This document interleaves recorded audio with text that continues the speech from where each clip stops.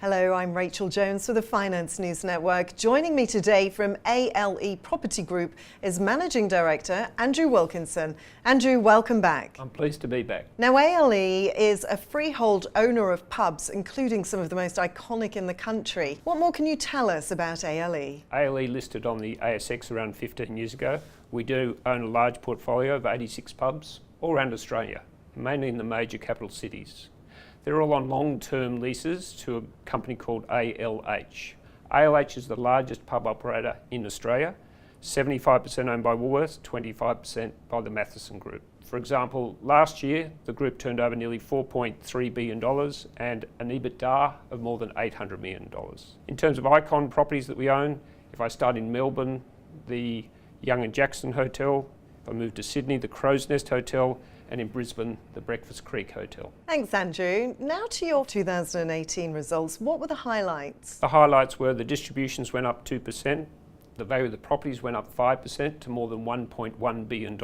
Our gearing fell to an all-time low of 41%, and our total return for our security holders was 24.5%, and that saw us outperform all other indexes. And what was driving those results? The rents increased by CPI. That increased the distributions, and off the back of that and a very strong pub property investment market, the value of the properties increased to more than $1.1 billion. And Andrew, can you provide us a comment on ALE's capital structure? ALE's capital structure remains very sound. As I said, the gearing's fallen to an all-time low. We have debt maturity spread over the next 5 years, hedging spread very conservatively over the next 7 years, and we're in very good shape with an investment-grade credit rating fully maintained throughout the year. And now to the pub portfolio in more detail. What has happened to the value of those properties? As I said earlier, the value of the properties increased by 5% to just over $1.1 billion. Properties sit across 97 hectares of land, mostly in the East Coast capital cities. They've been operating in their current locations as pubs for more than 65 years. So these sites are strategic. They're important to ALH, and as evidence of that, they've continued to spend money on the properties, improving them and making them more profitable.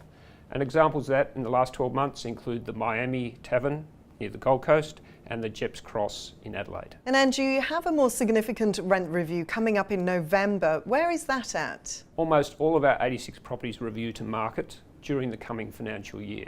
The review to market can see the properties individually increase or decrease by up to 10%. As we've announced in the past, we do expect a positive result, but we have indicated that not all of the 86 properties will increase by that full 10%.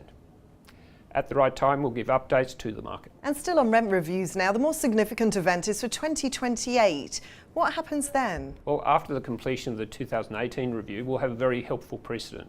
2028 is different in that there's no caps or collars. There's an opportunity for rents to fully revert to market levels. And last question, Andrew, what is the guidance for the financial year 2019? The distributions for many years have been 100% tax deferred.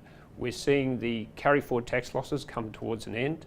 So accordingly, for financial year 19, we expect the distributions to be partly tax deferred. Following the completion of the rent review, the board will take an opportunity to look at distributions, look at capital management policy, and consider what were the results of the review, what are the conditions in the capital markets, what are the conditions in the property markets, and after a consultation with a wide group of security holders, we'll make an appropriate decision around both distributions and capital management policy. Andrew Wilkinson, thanks for the update. My pleasure.